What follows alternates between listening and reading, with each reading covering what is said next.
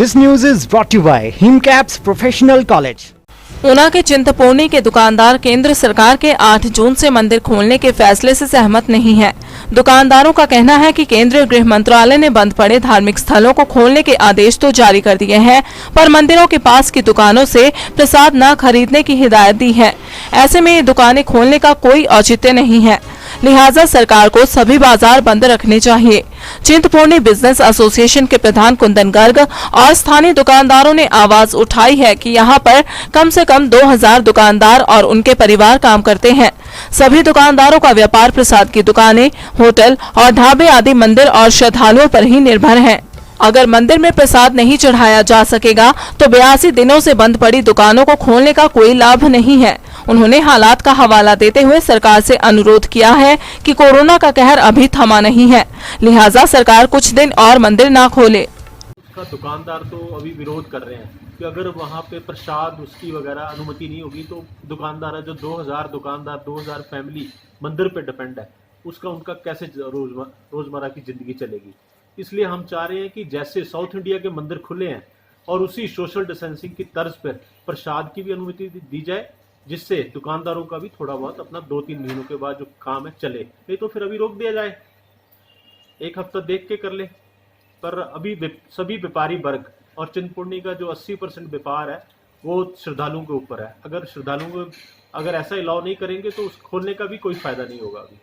इसलिए हमारी तो यही गुजारिश है प्रशासन से कि सोशल डिस्टेंसिंग से उनको खोला जाए और उसी तरह से जैसे चलता था उससे प्रसाद सलाम जैसे भी चलता है वो किया जाए। हम इसी पे सारे सपोर्ट कर रहे हैं दुकानदार।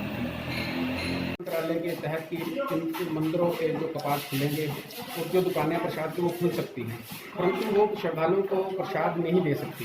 तो आपकी क्या राय है?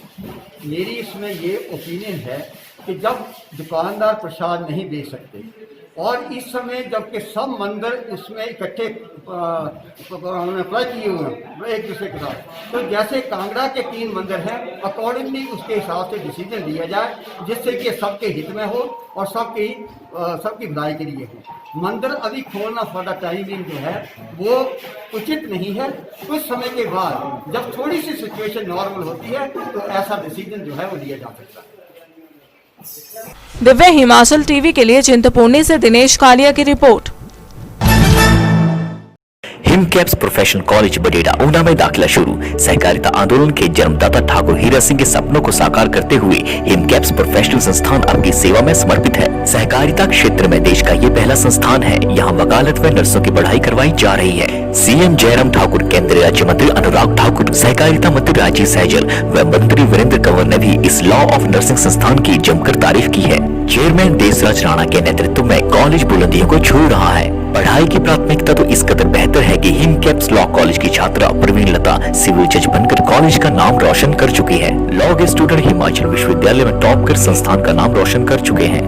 पास आउट विद्यार्थी सरकारी व गैर सरकारी क्षेत्रों में अपनी सराहनीय सेवाएं दे रहे हैं। हॉस्टल, ट्रांसपोर्ट समेत तमाम सुविधाएं विद्यार्थियों को दी जा रही हैं। कॉलेज में BA, LLB, BSc नर्सिंग व GNM नर्सिंग में दाखिला प्रक्रिया शुरू हो चुकी है। दाखिला पहले आओ पहले पाओ के आधार पर शुरू है, तो जल्द संपर्क